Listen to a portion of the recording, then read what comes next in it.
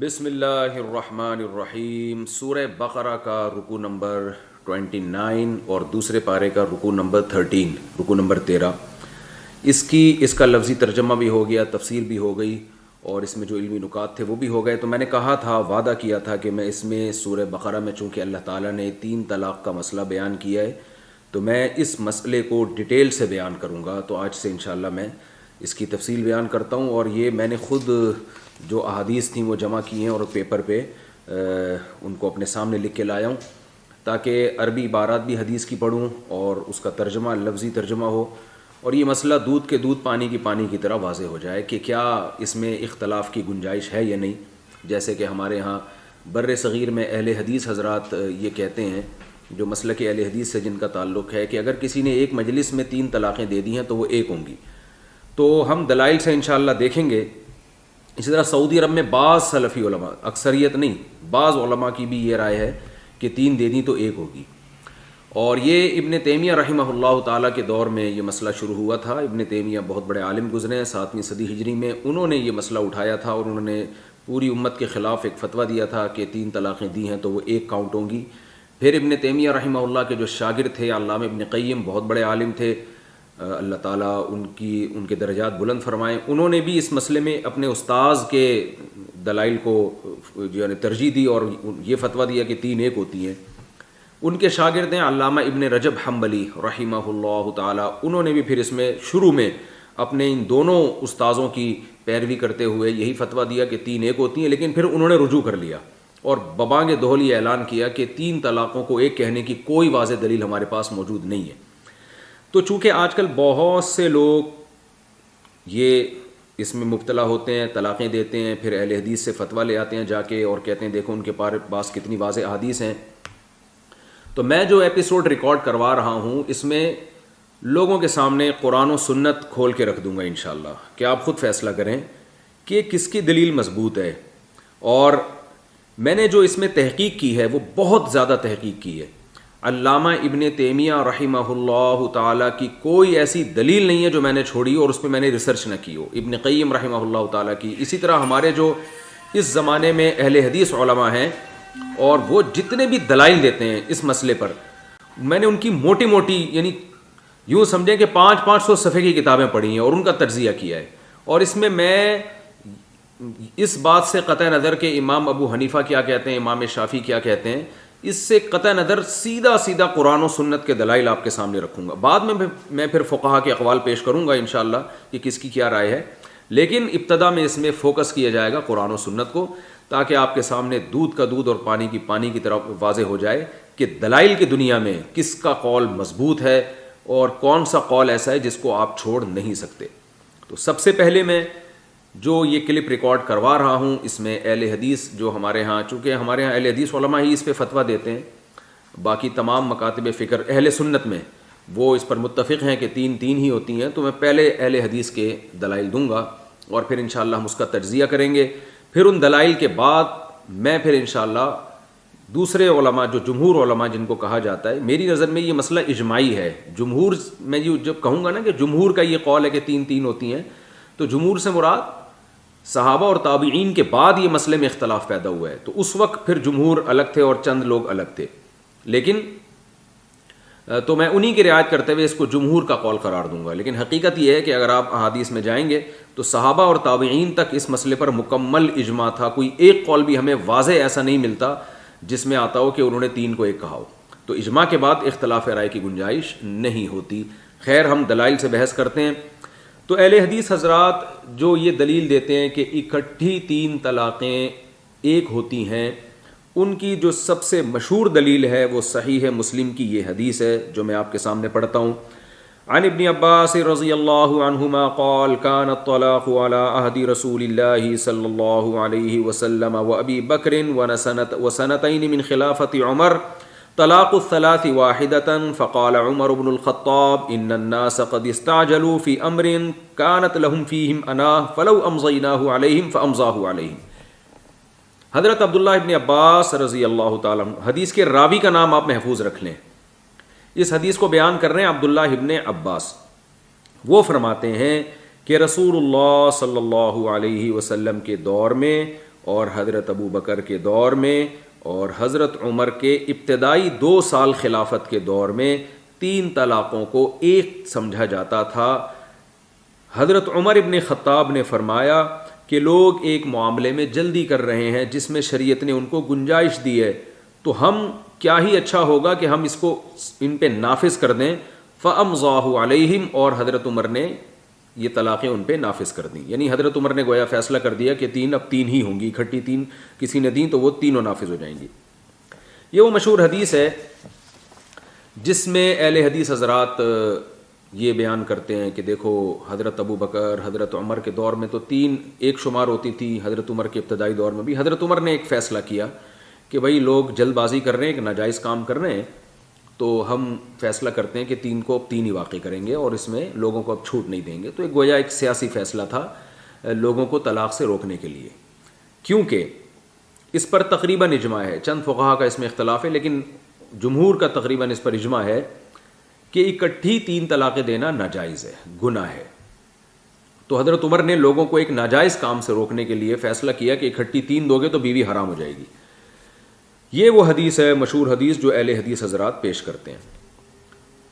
اچھا، یہاں پر ایک بات میں یہ بھی عرض کروں کہ اہل حدیث علماء کو میں نے جو بھی ان کی ٹی وی میں ٹاک سنی ہے یا سوشل میڈیا پہ، جب وہ اس حدیث کا ترجمہ کرتے ہیں تو اکثر ایک لفظ اپنی طرف سے بڑھا دیتے ہیں۔ اس میں وہ لفظ یہ ہے، وہ اس حدیث کا ترجمہ یوں کرتے ہیں کہ نبی صلی اللہ علیہ وسلم کے دور میں، ابو بکر رضی اللہ تعالیٰ عنہ کے دور میں اور حضرت عمر کے ابتدائی 2 سال میں اکٹھی 3 طلاقوں کو ایک سمجھا جاتا تھا، یا ایک مجلس کی 3 طلاقوں کو ایک سمجھا جاتا تھا۔ حضرت عمر نے ان کو پھر نافذ کر دیا، یعنی 3 قرار دے دیا۔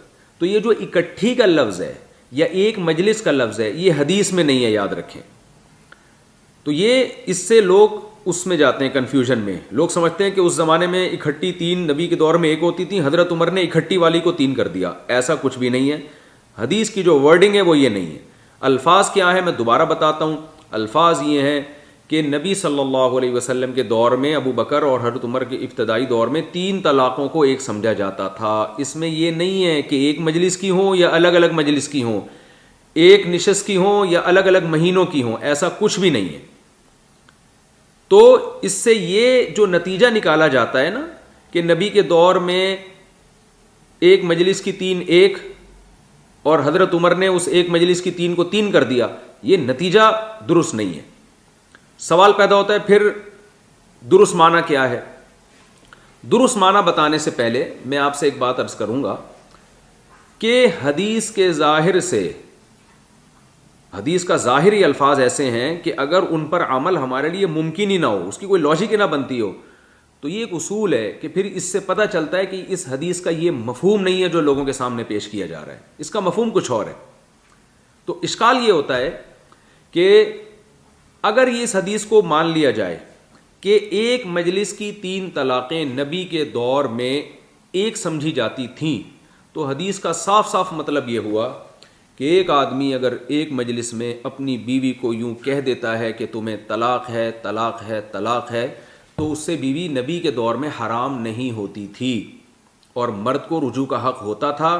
اگر وہ عدت کے دوران رجوع کر لیتا تو اس رجوع کو معتبر سمجھا جاتا تھا، یہ بیوی اس آدمی کے لیے حلال رہتی تھی۔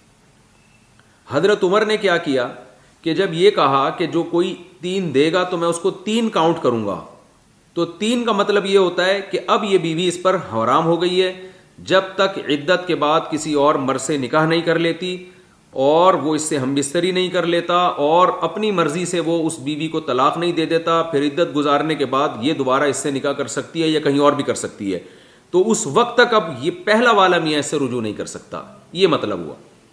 لیکن ہم یہ دیکھتے ہیں کہ واقعی اگر حضرت عمر نے ایسا کیا ہے تو یہ دین میں سیاست نہیں ہے بلکہ یہ دین میں تحریف ہے، اس لیے کہ قرآن جگہ جگہ کہہ رہا ہے کہ اللہ کے حلال کو حرام مت کرو۔ تو آپ بتائیں، کھانے پینے کی چیزوں میں حلال کو حرام کرنے پر پابندی اور حرام کو حلال کرنے پر پابندی، تو عورت کا مسئلہ تو اور بھی زیادہ حساس ہے۔ حضرت عمر نے اگر 3 طلاقوں کو 3 نافذ کر کے حلال بیوی کو حرام کر دیا اور جس پر حرام تھی اس کے لیے حلال کر دیا، تو کیا یہ کھوپڑی میں یہ بات آتی ہے کسی کے کہ خلیفۃ المسلمین ہو, عادل ہو, مسلمانوں کا امیر ہو, اور وہ اتنا بڑی ان سے غلطی ہو جائے کہ جو حلال بیوی تھی جس کے لیے اس پر حضرت عمر سیاستاً حرام کر رہے ہیں, تو سیاست میں کیا گورنمنٹ کو, خلیفہ کو اس کی اجازت ہے کہ حلال چیزوں کو حرام اور حرام کو حلال کر دے؟ کیونکہ اگر ایک آدمی نے حضرت عمر کے دور میں, مثال کے طور پر زید نے اپنی بیوی کو اکٹھی 3 طلاقیں دے دیں, اور زید کی بیوی کا نام فار ایگزامپل ہندا تھا. اب قرآن و سنت کی روشنی میں, نبی کے دور کی روشنی میں تو یہ بیوی حلال ہے, لیکن حضرت عمر کہتے ہیں کہ یہ ہندا جو ہے زید پر حرام ہو گئی. اور زید کے علاوہ بکر نامی ایک شخص ہے جس سے یہ عدت کے بعد نکاح کرتی ہے. اسلام یہ کہہ رہا ہے, نبی کا دور یہ کہہ رہا ہے, ابو بکر کا دور یہ کہہ رہا ہے کہ اس بکر کے لیے اس سے نکاح جائز نہیں تھا, کیونکہ ابھی اس کے نکاح سے یہ نکلی نہیں ہے, زید کے نکاح سے, لیکن حضرت عمر کہہ رہے ہیں حلال ہے. تو آپ بتاؤ اتنا, یعنی اس سے اگر یہ دین میں تحریف نہیں ہے تو پھر تحریف کی ڈیفینیشن کیا ہے؟ جو یہود و نصارہ نے اپنے دین کو جس طرح سے تباہ و برباد کیا تحریفیں کر کے, تو اس کا مطلب تو حضرت عمر رضی اللہ تعالیٰ عنہ بہت بڑے محرف تھے. تو یہ سیاست نہیں ہے, یہ تحریف ہے. سیاست جب ہوتی کہ نبی کے دور میں 3 طلاقیں دینے والے کے لیے کوئی پنشمنٹ نہیں تھی, سزا نہیں تھی, یہ جرم ہے, گناہ ہے, لیکن کوئی سزا نہیں تھی. حضرت عمر نے یہ کام کیا. احادیث میں آتا ہے کہ جو 3 طلاقیں دیتا تھا حضرت عمر رضی اللہ تعالیٰ عنہ سے کوڑے مارتے تھے. تو سزا کا جو قانون ہے نا, اس کا سیاست سے تعلق ہے کہ جب لوگ شرافت سے ایک گناہ سے باز نہیں آ رہے تو آپ شر اور آفت کے ذریعے, یعنی سزا کے ذریعے آپ ان کو گناہ سے روکنے کی کوشش کریں. گورنمنٹ اس میں لا بھی بنا سکتی ہے, قانون سازی بھی کر سکتی ہے, سزائیں بھی دے سکتی ہے, تو یہ سب چیزیں تو ٹھیک ہیں, لیکن یہ اجازت نہیں ہے کہ حلال کو حرام اور حرام کو حلال کر دیا جائے, کیونکہ یہ تو دین کا تماشا ہو جائے گا. اور اگر ہم فرض کر لیں حضرت عمر سے معاذ اللہ نقل کفر نباشت یہ جرم ہوا بھی تھا, تو ہم صحابہ کرام کی تاریخ میں دیکھتے ہیں حضرت عمر سے اس سے چھوٹی چھوٹی غلطیاں اگر ہوئی ہیں تو صحابہ کرام کھڑے ہوئے ہیں. مشہور واقعہ ہے, حضرت عمر رضی اللہ تعالی عنہ کھڑے ہوئے ہیں, لوگوں نے اٹھ کے پوچھا کہ آپ کے پاس اتنا بڑا کرتا کہاں سے آیا؟ جو مال غنیمت میں کرتے ملے وہ تو چھوٹے کرتے ملے ہیں, یہ بڑا کرتا کہاں سے آیا؟ حضرت عمر نے پھر اس کی ریزن بیان کی. حضرت عمر رضی اللہ تعالیٰ عنہ اعلان کرتے ہیں کہ آج سے کسی خاتون کا مہر جو ہے وہ 400 درہم سے زیادہ نہیں ہوگا. ایک خاتون مجمع میں کھڑی ہو گئی کہ اللہ تو فرماتے ہیں ان آتیتم احداہن قنطارا فلا تأخذوا منہ شیئا, اگر کسی عورت کو سونے کا پہاڑ بھی دیا ہو تو واپس نہیں لے سکتے. آپ کہہ رہے ہو 400 درہم سے زیادہ, اللہ تو سونے کے پہاڑ کا ذکر کر رہا ہے مہر میں. حضرت عمر نے فوراً فرمایا اصاب امرأۃ واخطأ رجل, عورت نے درست بات کہی اور مرد سے خطا ہو گئی, یعنی اپنے بارے میں رجوع کیا. تو صحابہ اتنی چھوٹی چھوٹی خطاؤں پہ نہیں چھوڑتے تھے, اور وہ اتنا بڑا مسئلہ کہ کسی ایک صحابی کی حلال بیوی کو حضرت عمر ان صحابی پہ حرام کر دیں, اور جس کے لیے حرام تھی اس کے لیے حلال کر دیں, تو غیرت کا مسئلہ بن سکتا تھا. لیکن ہم دیکھتے ہیں پورے ذخیرہ حدیث میں کوئی ایک ضعیف حدیث بھی ایسی نہیں ملتی کہ حضرت عمر کے اس فیصلے پر کسی ایک ادنا سے ادنا صحابی نے بھی اعتراض کیا ہو یا اشکال کیا ہو.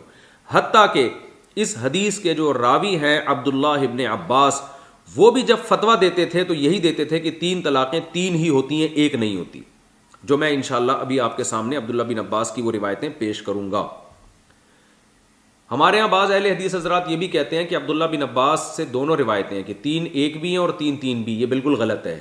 وہ جو روایت ہے میں اس کی بھی حقیقت پیش کروں گا جو اہل حدیث حضرات پیش کرتے ہیں کہ 3 ایک والی بھی روایت ہے. 3 کے ایک والی کوئی روایت نہیں ہے عبداللہ بن عباس سے. وہ انشاءاللہ جو اہل حدیث حضرات بتاتے ہیں نا, وہ میں آپ کے سامنے رکھوں گا کہ یہ روایت کیا ہے, اس کا ترجمہ کیا ہے, اس کا مطلب کیا ہے. اور ویسے بھی کامن سینس کے خلاف ہے کہ عبداللہ بن عباس کسی کو کہہ رہے ہیں تمہاری بیوی حلال ہے, کسی کو کہہ رہے ہیں حرام ہے. تو یہ مفتی کو تھوڑی اختیار ہے کہ جب چاہے کسی کو حلال کر دے کسی کو حرام کر دے. وہ تو جو فتویٰ ہوگا, جو حضرت عبداللہ بن عباس کی رائے ہوگی, وہی اسی رائے پہ فتویٰ دیں گے وہ. تو اس سے پتہ چلتا ہے کہ اگر ہم اس حدیث کا یہ مطلب لیں کہ نبی کے دور میں 3 طلاقیں 3 ہوتی تھیں, حضرت عمر نے اس کو, نبی کے دور میں 3 ایک ہوتی تھیں, حضرت عمر نے 3 کیا ہے, تو یہ بہت بڑا اشکال ہوتا ہے. اس سے صاف پتہ چلتا ہے کہ اس حدیث کا وہ مفہوم نہیں ہے جو ہمارے اہل حدیث حضرات بیان کرتے ہیں. اب صحیح مفہوم کیا ہے, تو میں اسی سے ملتی جلتی ایک اور حدیث آپ کے سامنے پیش کروں گا, اس سے آپ کو پتہ چلے گا کہ اس حدیث کا مطلب کیا ہے. اس حدیث کا مطلب بالکل یہی ہے جو اس حدیث کا جو میں آپ کے سامنے پیش کر رہا ہوں. عن ابی الزبیر قال سمعت جابر بن عبد الله رضی اللہ عنہ یقول كنا نستمتع بالقبضة من التمر والدقیق الایام على عهد رسول اللہ صلی اللہ علیہ وسلم وابی بکر حتی نہا عنہ عمر. صحیح مسلم جلد نمبر 2 حدیث نمبر 451. حضرت جابر بن عبداللہ رضی اللہ تعالیٰ عنہ فرماتے ہیں کہ ہم رسول اللہ صلی اللہ علیہ وسلم کے دور میں اور ابو بکر کے دور میں اور حضرت عمر کے ابتدائی دور میں عورتوں سے متع کیا کرتے تھے ایک مٹھی کھجور کے ساتھ یا آٹے کے ساتھ. یعنی کسی عورت کو ایک مٹھی کھجور دے کے متع کرتے تھے. متع کہتے ہیں ٹیمپریری نکاح، جو شیعہ حضرات جس کے قائل ہیں کہ ایک عورت سے 1 گھنٹے کی شادی، 2 گھنٹے کی شادی، 1 ہفتے کی شادی، اسے 1 ہفتے کے بعد وہ نکاح خود بخود کالعدم، نکاح تو نہیں ہوتا تھا، وہ ایگریمنٹ خود بخود ختم سمجھا جاتا تھا. تو حضرت جابر بن عبداللہ فرماتے ہیں کہ ہم نبی کے دور میں یہ کام کیا کرتے تھے حتی نہا عنہ عمر، یہاں تک کہ حضرت عمر نے پابندی لگا دی.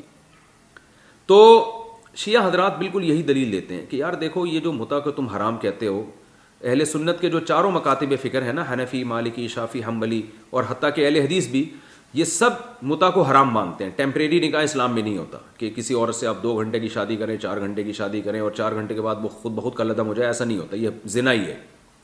لیکن جابر بن عبداللہ فرماتے ہیں ہم نبی کے دور میں بھی یہ کام کرتے تھے، ابو بکر کے دور میں بھی یہ کام کرتے تھے، حضرت عمر نے پابندی لگائی. تو جو اس حدیث کا جواب ہے نا، وہ اہل حدیث حضرات کو ہم کہتے ہیں آپ جو حدیث پیش کرتے ہیں اس کا بھی وہی جواب ہے کہ نبی کے دور میں 3 ایک ہوتی تھیں، ابو بکر کے دور میں 3 ایک ہوتی تھی، حضرت عمر نے 3 کو 3 قرار دیا ہے. تو اس حدیث کا جو جواب ہے اس کا بھی وہی جواب ہے. یہ جو متع والی حدیث ہے اس کا کیا جواب اہل سنت دیتے ہیں کہ ہم مانتے ہیں کہ جابر بن عبداللہ رضی اللہ تعالی عنہ یہ متع خود بھی کرتے ہوں گے اور دوسرے صحابہ بھی بعض کرتے تھے جن کے بارے میں جابر بن عبداللہ فرماتے ہیں، لیکن یہ جو متع ہوتا تھا یہ نبی کے آرڈر پہ، نبی کی اجازت پہ نہیں ہوتا تھا. ابو بکر کے دور میں اگر متع ہوا ہے حضرت ابو بکر کی پرمیشن سے نہیں ہوا. حضرت عمر کے ابتدائی دور میں اگر متع ہوا ہے حضرت عمر کی پرمیشن سے نہیں ہوا. اور یہ جو حضرت عمر نے پابندی لگائی ہے یہ پابندی کوئی نئی پابندی نہیں ہے، وہی پابندی ہے جو حضرت ابو بکر کے دور میں، حضرت نبی صلی اللہ علیہ وسلم کے دور میں لگ چکی تھی. لیکن بہت سے صحابہ کو اس لگنے کا علم نہیں تھا، اس وجہ سے وہ متع کیا کرتے تھے. نبی صلی اللہ علیہ وسلم نے متع پر پابندی لگائی، خیبر کے موقع پر بھی اور بعد میں بھی آپ نے پابندی لگائی، جس کے بارے میں بخاری مسلم کی حدیثیں موجود ہیں. لیکن اس پابندی کا بہت سے صحابہ کو علم نہیں ہوا تو وہ کرتے رہے. کیوں کرتے رہے؟ اس لیے کہ متع زمانے جاہلیت میں حلال سمجھا جاتا تھا، لوگ کرتے تھے متع. کہیں سفر پہ جاتے، بیوی ساتھ نہیں ہے تو 4 گھنٹوں کے لیے، 1 ہفتے کے لیے کسی عورت سے شادی کر لی اور وہ 1 ہفتے کا ایگریمنٹ کر لیا، اسے کچھ دے دیا اور وہ 1 ہفتے بعد خود بخود وہ نکاح یعنی وہ ایگریمنٹ کا لدم سمجھا جاتا تھا. تو زمانے جاہلیت میں متع ہوا کرتا تھا اور بعض صحابہ اسی زمانے جاہلیت کی رسم پہ چلے آ رہے تھے. نبی صلی اللہ علیہ وسلم نے پابندی لگائی، اس پابندی کا سب کو علم نہیں ہوا. یہ ہو سکتا ہے بہت سے مسائل ہیں جو بعد میں صحابہ کو پتہ چلے. آپ نے حجۃ الوداع کے موقع پر بھی اعلان کیا، بہت سے صحابہ کو نہیں پتہ چل سکا. تو حضرت ابو بکر کے دور میں بھی ایسا ہوتا رہا. حضرت عمر نے پابندی لگانے کا مطلب یہ ہے کہ نئے سرے سے حضرت عمر نے اس حکم کی تجدید کی جو نبی کے دور میں ہو چکا تھا. اور پھر دوسری حدیث میں آتا ہے حضرت عمر نے فرمایا اب اس بارے میں کسی کا عذر نہیں چلے گا، کوئی اگر متع کرے گا تو میں اس کو رجم کروں گا. اگر شادی شدہ آدمی متع کرتے ہیں زنا والی سزا میں نافذ کروں گا، تو اس بارے میں کسی کا عذر نہیں چلے گا. تو یاد رکھیں جیسے زمانہ جاہلیت میں متع کو حلال سمجھا جاتا تھا، اس بیس پہ بعض صحابہ حضرت عمر کے دور تک کرتے رہے.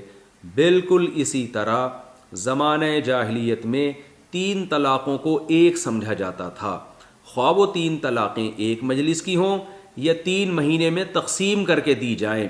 ہر طرح کی 3 طلاقوں کو ایک سمجھا جاتا تھا. اس کی دلیل میں آگے حدیث پیش کر رہا ہوں.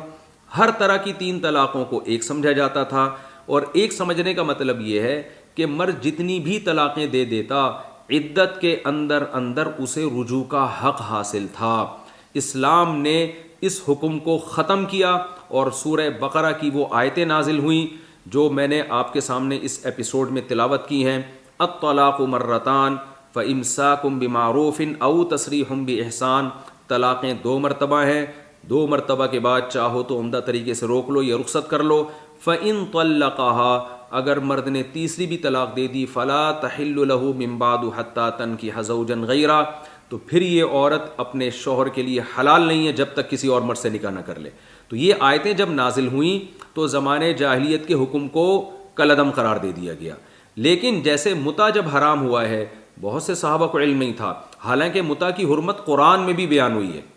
قرآن میں اللہ تعالیٰ کا ارشاد ہے الا علی ازواجہم او ما ملکت ایمانہم فانہم غیر ملومین، یہ سورہ مومنون کے پہلے رکوع میں بھی آیتیں ہیں، اور سورہ معارج جو 29ویں پارے میں اس میں بھی آیتیں ہیں کہ ایمان والے اپنی خواہش صرف اپنی بیوی اور باندی سے پوری کرتے ہیں، بیوی اور باندی سے، اس کے علاوہ کوئی اور راستہ ان کے پاس نہیں، کوئی آپشن ان کے پاس نہیں ہے۔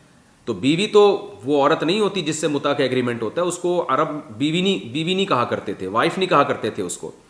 تو آپ دیکھیں قرآن کی اس آیت کے نازل ہونے کے بعد بھی بہت سے صحابہ متع کرتے رہے، کیونکہ ان کو قرآن کی اس تفسیر کا پوری طرح علم نہیں ہوگا، یا قرآن کی آیت ان کو معلوم نہیں ہوگی، یا وہ اس میں تعویل کرتے ہوں گے اور ان کو پتہ نہیں ہوگا کہ نبی صلی اللہ علیہ وسلم کے اس بارے میں واضح ارشادات ہیں۔ تو حضرت عمر نے پابندی لگا کر کوئی نیا کام نہیں کیا، پرانے حکم کو زندہ کیا ہے۔ بالکل اسی طرح زمانے جاہلیت میں کئی طلاقیں دے کے بھی مرد رجوع کا حق رکھتے تھے۔ اس کی دلیل کیا ہے؟ اس کی دلیل ابو داؤد کی یہ حدیث ہے، حضرت عبداللہ ابن عباس رضی اللہ تعالیٰ عنہ سے جو قول منقول ہے ابو داؤد میں حدیث نمبر 1981، اور اس حدیث کو علامہ البانی رحمہ اللہ نے بھی صحیح قرار دی اور بھی محدثین نے۔ وہ حدیث کے الفاظ ہیں، عبداللہ بن عباس رضی اللہ تعالیٰ عنہ فرماتے ہیں ان الرجل اذا طلق امرأته فهو احق برجعتها وان طلقها ثلاثا فنسخ ذلك وقال الطلاق مرتان۔ حضرت عبداللہ بن عباس رضی اللہ تعالیٰ عنہ فرماتے ہیں، ابو داؤد میں آپ دیکھ لیں اس حدیث کے نمبر پر، کہ زمانے جاہلیت میں جب کوئی آدمی اپنی بیوی کو طلاق دیا کرتا تھا فہو احق برجعتها، تو رجوع کا زیادہ حقدار ہوتا تھا، یعنی اس کا حق ہوتا تھا کہ وہ رجوع کر لے۔ وَإِن طَلَّقَهَا ثَلَاثًا، اگرچہ اس نے 3 طلاقیں دی ہوتی، فَنُسِخَ ذَلِكَ، اس حکم کو منسوخ کیا گیا۔ وقال، اور اللہ نے فرمایا الطلاق مرتان، طلاقیں 2 مرتبہ ہیں، فَإِمْسَاكٌ بِمَعْرُوفٍ أَوْ تَسْرِيحٌ بِإِحْسَان، عمدہ طریقے سے روکو یا رخصت کر دو۔ اور آگے فرمایا وَإِن طَلَّقَهَا، جیسے میں آیت پڑھتا رہتا ہوں کہ اگر مرد نے تیسری دے دی فَلَا تَحِلُّ لَهُ مِن بَعْدُ حَتَّى تَنكِحَ زَوْجًا غَيْرَهُ، تو یہ عورت حلال نہیں ہے۔ تو عبداللہ بن عباس جو اس حدیث کے راوی ہیں، جو اہل حدیث پیش کرتے ہیں، اس لیے میں نے کہا تھا نا وہ راوی کا نام ضرور یاد کریں، آگے آپ کو بہت ساری چیزیں انہی راوی سے ملیں گی جو اس حدیث کے بارے میں بتا رہی ہیں کہ اس حدیث کا وہ مطلب نہیں ہے جو اہل حدیث پیش کرتے ہیں۔ تو عبداللہ بن عباس نے صاف طور پہ بتا دیا کہ جیسے متع زمانے جاہلیت میں ہوا کرتا تھا، بہت سے لوگ اسی بیس پہ کرتے رہے، تو اسی طرح 3 طلاقوں کو زمانے جاہلیت میں ایک سمجھا جاتا تھا، تو نبی کے دور میں بھی ایک ہی سمجھا جاتا رہا۔ نبی نے نہیں سمجھا، ایسی کوئی حدیث نہیں ہے، ابو بکر نے نہیں سمجھا، ایسی کوئی حدیث ہمارے پاس نہیں ہے، سمجھا جاتا رہا۔ کون سمجھا جاتا رہا؟ وہ لوگ جن کو علم نہیں تھا کہ 3 طلاقوں کا حکم اللہ نے منسوخ کر دیا اور اب 3 ہی ہوں گی۔ تو یہ مطلب ہے، اس سے دودھ کا دودھ اور پانی کی طرح یہ مسئلہ واضح ہو جاتا ہے۔ آئیے ہم اب ایک دوسری روایت کی طرف چلتے ہیں کہ اور بھی کچھ ایسے کام ہیں جو نبی کے دور میں ہوئے ہیں لیکن اس پر کوئی بھی فتویٰ نہیں دیتا۔ امام ترمذی، امام بخاری رحمہ اللہ تعالیٰ کے شاگرد ہیں، وہ ایک حدیث پیش کرتے ہیں ترمذی میں۔ ترمذی کی عبارت ہے عن عمار بن یاسر رضی اللہ عنہ قال تیممنا مع النبی صلی اللہ علیہ وسلم الی المناکب والآبات۔ عمار ابن یاسر فرماتے ہیں کہ ہم نے نبی کے ساتھ تیمم کیا کندھوں تک اور بغلوں تک، یعنی بازو جو ہے نا ہم نے کندھے تک تیمم کیا اور بغلوں تک۔ پوری امت کا اجماع ہے کہ تیمم صرف کوہنیوں تک ہوگا، اس سے اوپر کوئی بھی قائل نہیں ہے، حتیٰ کہ اہل حدیث بھی کہتے ہیں کہ کوہنیوں تک تیمم ہوگا۔ لیکن ہمارے پاس حدیث ملتی ہے کہ حضرت عمار ابن یاسر کہتے ہیں ہم نے نبی کے دور میں نبی کی موجودگی میں یہ کام کیا ہے، تو پھر اس پہ فتویٰ کیوں نہیں دیتے ہم؟ اس کی وجہ امام ترمذی خود بیان کرتے ہیں۔ امام بخاری کے شاگرد امام ترمذی اس حدیث کو بیان کرنے کے بعد لکھتے ہیں، یہ الفاظ میں پورے امام ترمذی کے پڑھ کے سنا رہا ہوں۔ ترمذی جلد نمبر 1 صفحہ نمبر 38 پر وحدیث عمار تیممنا مع النبی صلی اللہ علیہ وسلم الی المناکب والآبات لیس بمخالف لحدیث الوجہ والکفین لأن عمارا لم يذكر أن النبي صلى الله عليه وسلم أمرهم بذلك وإنما قال فعلنا كذا وكذا فرماتے ہیں کہ جو حدیث عمار ہے نا، جس میں آتا ہے کہ ہم نے نبی کی موجودگی میں کندھوں تک اور بغلوں تک تیمم کیا ہے، یہ اس حدیث کے خلاف نہیں ہے جس میں کوہنیوں تک اور کف تک جو ہے تیمم کا تذکرہ ہے. اس لیے کہ حضرت عمار نے یہ نہیں کہا کہ نبی کی موجودگی میں ہم نے یہ نبی کے حکم سے کیا ہے، ایسا کچھ بھی نہیں ہے. انہوں نے تو کہا ہے کہ ہم نے یہ کیا ہے، بس اپنے اوپر رکھا ہے کہ ہم یہ سمجھتے تھے، ہم یہ کرتے تھے. نبی کی ذمہ داری انہوں نے نہیں لی، اس لیے کہ نبی سے جو ہمیں حدیث ملتی ہے وہ ملتی ہے. فلما سأل النبی صلی اللہ علیہ وسلم، جب نبی سے براہ راست پوچھا گیا، امرہ بالوجہ والکفین، تو آپ نے چہرہ اور ہتھیلیوں کا حکم دیا. والدلیل علی ذلک علی ما افتى به عمار بعد النبی صلی اللہ علیہ وسلم، اور اس کی مضبوط دلیل وہ فتویٰ ہے جو نبی کے دنیا سے جانے کے بعد حضرت عمار بن یاسر دیا کرتے تھے، اور وہ فتویٰ یہی تھا، التیمم قال الوجہ والکفین، کہ تیمم میں چہرہ اور ہتھیلیاں کا تیمم ہوگا. ففی ھذا دلالۃ علی انہ انتہى الی ما علمہ النبی صلی اللہ علیہ وسلم، کہ حضرت عمار نے اپنی رائے کو چھوڑ دیا تھا اور وہ اسی پر فتویٰ دیتے تھے جو نبی صلی اللہ علیہ وسلم نے ان کو بتایا. بالکل یہی معاملہ حضرت عبداللہ بن عباس والا ہے. حضرت عبداللہ بن عباس کہہ رہے ہیں کہ ہم نبی کے دور میں 3 کو ایک سمجھا جاتا تھا. پھر عبداللہ بن عباس رضی اللہ تعالی عنہ خود جو حدیث پیش کرتے ہیں، خود جو فتویٰ دیتے ہیں، وہ 3 کو 3 کہنے کا دیتے ہیں. تو جیسے حضرت عمار کا یہ کہنا کہ نبی کی موجودگی میں ہم نے یہ کیا ہے، اس کی دلیل نہیں ہے کہ نبی کے حکم سے کیا ہے، تو یاد رکھیں اسی طرح عبداللہ بن عباس کا یہ کہنا کہ نبی کے دور میں 3 کو ایک سمجھا جاتا تھا، یہ اس کی دلیل نہیں ہے کہ نبی کے حکم سے سمجھا جاتا تھا. اس لیے کہ جیسے تیمم کے بارے میں واضح حدیث موجود ہیں کہ وہ کندھوں تک نہیں ہے، اسی طرح 3 طلاق کے بارے میں بخاری، مسلم اور قرآن کی واضح دلائل موجود ہیں، جو میں پیش کروں گا انشاءاللہ. جب میں دلائل دینے پر آؤں گا ان سے صاف پتہ چلتا ہے کہ نبی کے دور میں ایک مجلس کی 3 طلاقوں کو 3 ہی کاؤنٹ کیا گیا ہے. یہ میں انشاءاللہ آگے دلائل پیش کروں گا. تو اس سے صاف پتہ چلتا ہے کہ ہمارے جو اہل حدیث بھائی یہ جو حدیث صحیح مسلم کی پیش کرتے ہیں، اس کا وہ قطعاً مفہوم نہیں ہے جو بیان کیا جا رہا ہے. اس پہ میں نے آپ کے سامنے بہت سارے دلائل پیش کر دیے. اب ہم عبداللہ بن عباس رضی اللہ تعالی عنہ کے فتوے کی طرف آتے ہیں کہ ظاہر ہے جو حدیث بیان کرنے والے صحابی ہیں وہ اپنی حدیث کا جو مفہوم خود بیان کریں گے اسی کو آپ فالو کریں گے نا. یا چلے کسی حدیث کے 2 مطلب نکلتے ہوں، ایک صحابی کوئی مطلب بیان کر رہا ہے، دوسرا مطلب بیان کر رہا ہے، تو آپ کیا چلے ہم اس مطلب کو نہیں لیتے، اس مطلب کو لیتے ہیں. لیکن ہم یہاں دیکھتے ہیں کہ اس حدیث کا اس کے علاوہ کوئی مفہوم بیان ہی نہیں کیا جا رہا. تو اس کا مطلب کہ بھائی جو ہمارے اہل حدیث بھائی ہیں وہ ایک ایسا مفہوم بیان کر رہے ہیں جس کو پوری دنیا میں کوئی بھی نہیں مانتا، جو صحابہ تابعین نہیں مانتے اس کو. تو آئیے ہم عبداللہ بن عباس کا جو اپنا فتویٰ ہے اس پر ہم بحث کرتے ہیں.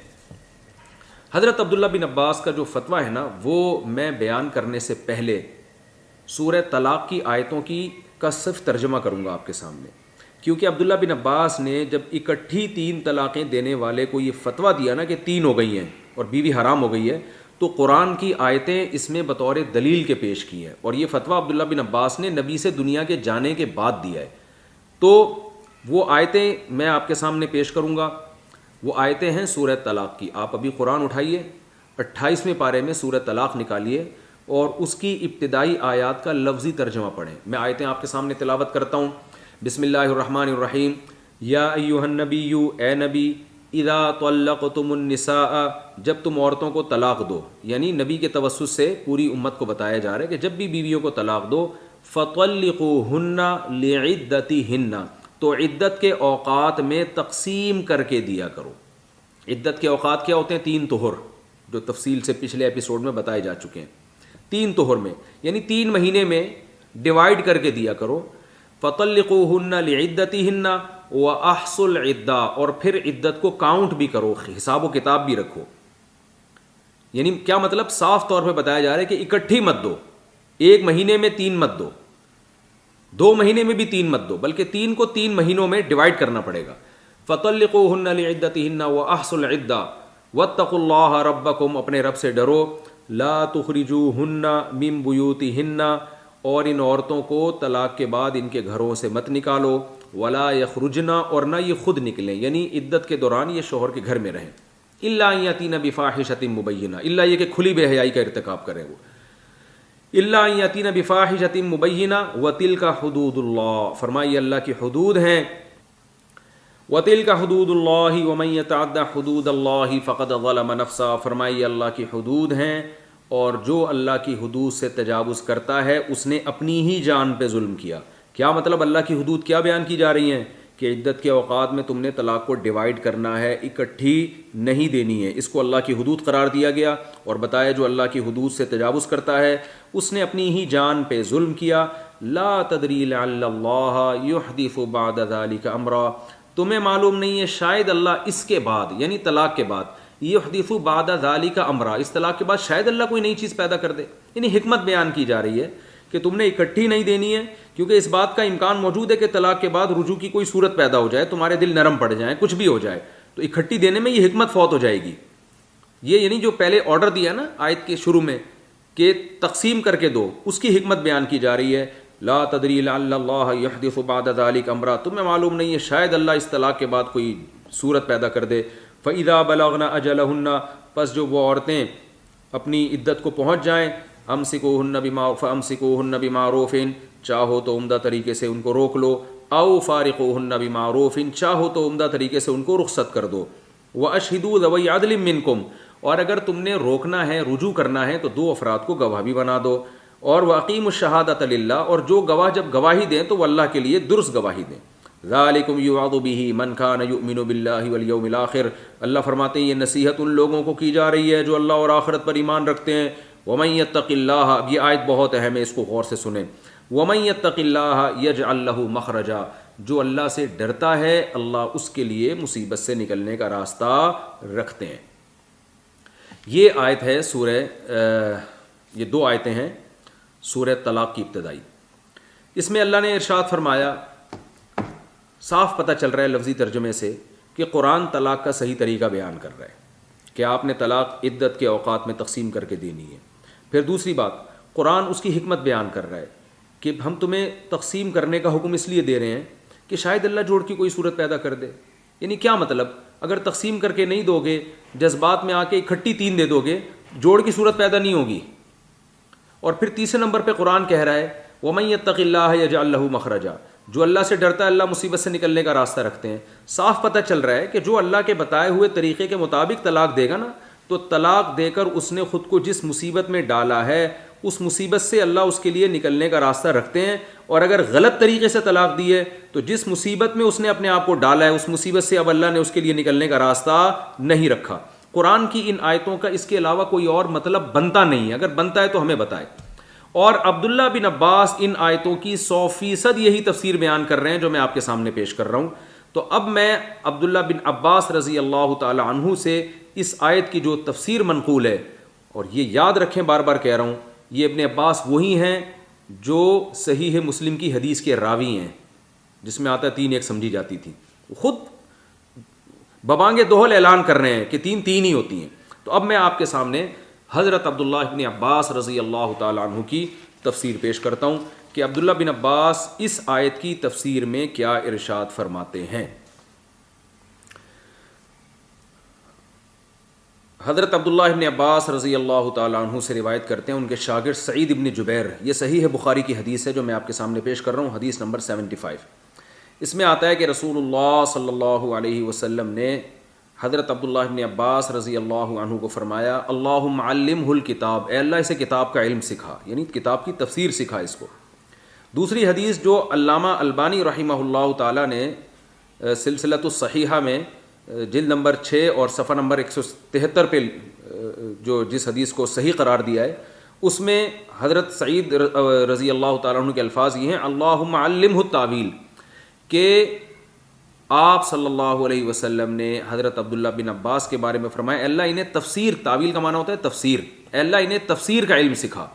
تو عبداللہ بن عباس کو خاص طور پہ قرآن کی تفسیر میں مہارت تھی، اس پہ آپ کے سامنے میں نے 2 احادیث پیش کی۔ اب عبداللہ بن عباس رضی اللہ تعالیٰ عنہ اس آیت کی تفسیر میں کیا فرماتے ہیں؟ علامہ ابن کثیر رحمہ اللہ تعالیٰ اور قرطبی اور جتنی تفسیر کی کتابیں ہیں وہ اپنی سند کے ساتھ یہ پیش کرتے ہیں عبداللہ بن عباس سے، قال ابن عباس والشعبی والضحاک هذا في الطلاق خاصة أي من طلق كما أمره الله يكن له مخرج في الرجعة في العدة۔ علامہ ابن کثیر فرماتے ہیں کہ عبداللہ بن عباس، امام شعبی، امام ضحاک، یہ بڑے بڑے مفسر جتنے بھی تھے، ان سب کا یہ قول ہے کہ یہ جو سورۃ طلاق میں اللہ نے ارشاد فرمایا وَمَن يَتَّقِ اللَّهَ يَجْعَل لَّهُ مَخْرَجًا، جو اللہ سے ڈرتا ہے اللہ اس کے لیے مصیبت سے نکلنے کا راستہ رکھتے ہیں. اس آیت کی تفسیر میں عبداللہ بن عباس فرماتے ہیں من طلق کما امرہ اللہ، جو ایسے طلاق دے جیسے اللہ کا حکم تھا تو اللہ اس کے لیے عدت کے اندر رجوع کا راستہ رکھتے ہیں. اس کے لیے مصیبت، کیونکہ اکثر اکٹھی 3 طلاقیں دینے کے بعد نا لوگ پچھتاتے ہیں، تو جو اللہ کے بتائے ہوئے طریقے کے مطابق طلاق دیں گے اللہ عدت کے دوران ان کے لیے رجوع کا حق رکھتے ہیں. صاف پتہ چلتا ہے جو اس طرح سے نہیں دیتے، شریعت کے خلاف دیتے ہیں، وہ اللہ سے نہیں ڈرے، لہذا ان کے لیے اس مصیبت سے نکلنے کا راستہ ممکن نہیں ہے. حضرت عبداللہ بن عباس کے بہت بڑے شاگرد ہیں حضرت اکرمہ بھی اس آیت کی یہی تفسیر بیان کرتے ہیں. تفسیر طبری میں وہ اپنی سند سے پیش کرتے ہیں سورۃ طلاق کی ان آیتوں کے تحت عن اکرمۃ ومن یتق اللہ یجعل لہ مخرجا. حضرت عبداللہ بن عباس کے شاگرد اکرمہ بیان کرتے ہیں، قرآن کی آیت پہلے انہوں نے تلاوت کی کہ جو اللہ سے ڈرتا ہے اللہ اس کے لیے مصیبت سے نکلنے کا راستہ رکھتا ہے.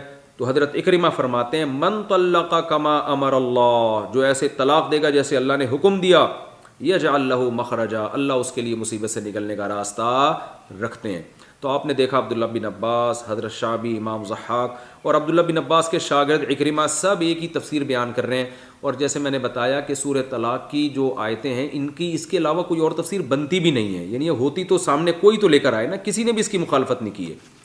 تو اس سے صاف پتہ چلتا ہے کہ سورہ طلاق کی آیتوں میں اللہ نے ہمیں بتا دیا کہ جو ایک مجلس میں 3 طلاقیں دے گا اس نے اس طرح کر کے اپنے آپ کو جس مصیبت میں ڈالا ہے تو اس مصیبت سے اب اللہ نے اس کے لیے نکلنے کا راستہ نہیں رکھا.